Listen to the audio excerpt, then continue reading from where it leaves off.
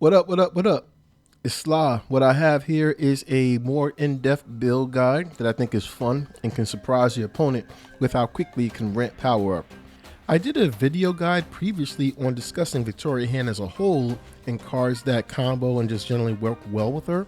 So this video is more of a showcase of the build that I've been using and why I'm kind of digging it so much. I will go over the strong recommendations for cards to use, as well as optional cards that you can use replacement and cards that you can maybe tech in to deal with potential bad matchups or different types of opponent strategies. I'm going to explain it like this just in case the viewers don't have access to all the cards in the build. So yeah, that'll be the way we're going to do things. So let's get right to it. Obviously, you need Victoria Hand for this, straight up. After, I strongly recommend that you either get Speed or the Collector, one of the two, if not both, or Mystique or Frigga, if not both. So this build revolves around having Hand, obviously her effect, buffing creatures on the field that were randomly generated in the hand and then boosting them. How I play it is I boost them on the last turn using Hand and Mystique, or just multiple copies of Hand, assuming that I kind of draw good.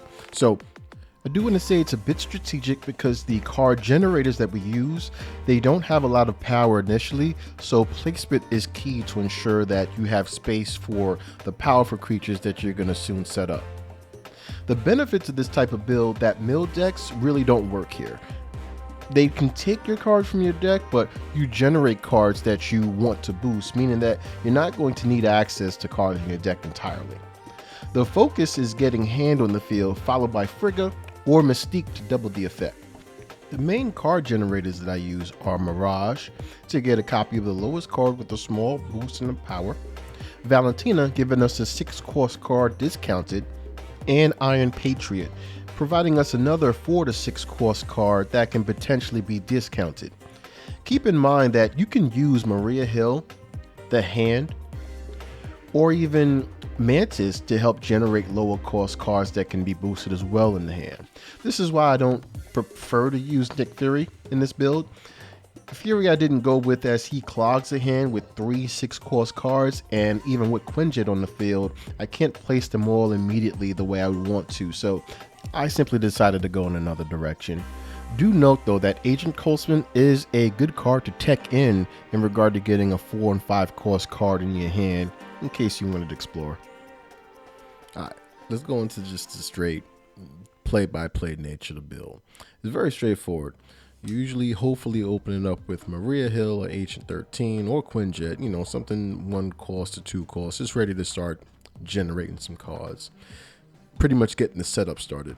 Depending on how the locations look, you want to have one that you can start to secure earlier, or just something that you're looking at, but just spreading your low power cards thin. You don't want to just clog up any lane.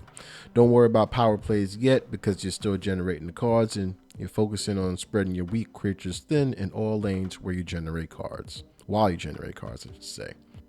On turn 2, I start putting out Hand if I have Frigga in the hand, so I can get a copy of her next turn.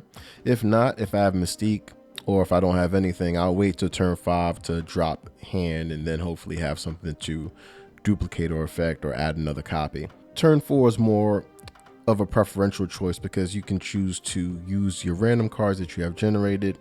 I also take a copy of Moon Girl in case I have Hand, Mystique, and or Devil Dino. The duplicated cards can get discounted by Quinjet, and they also get boosted by Victoria Hand's presence automatically, just in essence making them easier to play. Remember, the duplicate hand is automatically boosted by Vic, so if you get another copy of Vic, it's just nuts once you start thinking about it in that nature. Keep that in mind. She can sneak to 7 power easily if you have 2 copies and Mystique in play. The drawback of Moon Girl is that she can clog, so obviously you don't want to use this if you have cards that you don't want duplicated. You know, low power generators like Agent 13, you only need 2 copies of that. Also keep in mind that she duplicates cards starting from the left side. So if the cards that you have, for example, if you just draw a hand, and if you have 5 cards in your hand, it's more than likely a Victoria Hand is not going to get duplicated. So she's picky depending on your hand size and the position of the cards that you want duplicated. Anyway, just wanted to point that out to y'all. Now, turns 5 and 6 are like the final power plays. Depending on what type of random cards in the hand, I will start to put those on the field to get them set up, or if I haven't played Victoria hand yet, I'll drop her in either Frigga or Mystique to copy the effect. Remember, the additional cards in the hand, assuming that you want to start placing the randomly generated ones, they'll be boosted by next turn if you want to kind of switch it up. But it depends on the random cards that you have in the hand, what their cost is. That part I can't really speak too much on because it's just way too random. So you'd have to kind of figure that out depending on the convenience and the power of those random cards. You know, you'll figure it out when you want to put them on the field. Now, this build for me is fun. However, it suffers from quite a few weaknesses. This is a strictly ongoing based build with a combination of reveal cards. Basically, Echo and Enchantress can mess up your day with regard to just getting rid of Victoria Hand's effect, full stop. Cosmo can mess up your day as well with regard to limiting access to random cards or stopping Mystique's effect to copy another ongoing ability, so that can sneak up on you. Man-Thing, he can be a problem as well, as most of your initial cards are low cost creatures, so yeah, that can double up on you. And negative power as a whole is very strong right now. Diamondback in combination with that, there's just a lot of ways to single out those low cost generators. Keep in mind, Move, for example, Scream, and Polaris, they can kind of turn Maria Hill into a negative power creature in the field. So just little things like that you want to keep in mind of. Last thing to note is this just got released, but Gorgon is a new card that pretty much is the anti-Quinjet for this build. It's not a game breaker. However, the slowdown effect this has on future turns is real, so be on the lookout for this to disrupt you if you see it on the field. So yeah, that's the build and play style. What do you think of the build?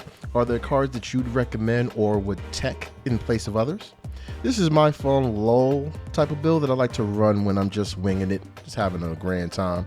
I do have a mill deck that I use when I get a little salty and I want to focus on taking and denying my opponent's power plays and just overall disruption for my opponent. So look for that video to drop in the future. Other than that, I hope you have fun with this build and it gets you closer to infinite. Consider showing support by liking the video and commenting for the YouTube algorithm. If you've been rocking with the channel and really want to show development support for the future, please consider showing support in the super chat, as that will help the channel long term. I appreciate you tuning in, and I will see you on the next video. Cheers.